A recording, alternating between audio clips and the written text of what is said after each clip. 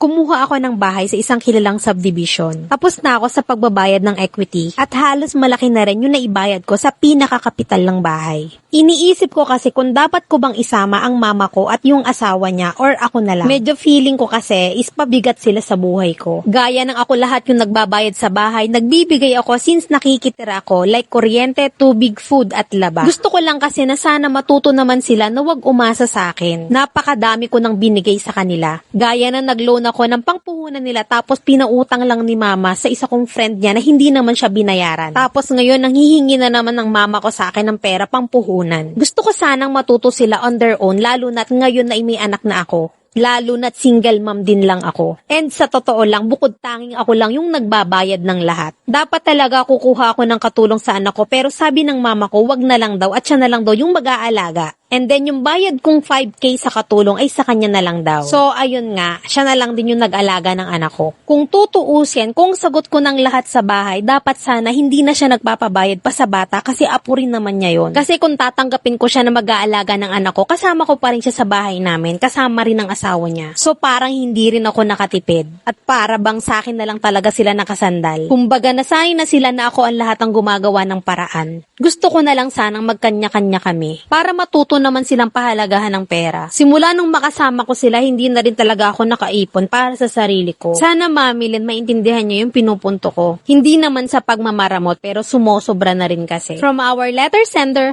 Cherry Anan, San Miguel, Bulacan.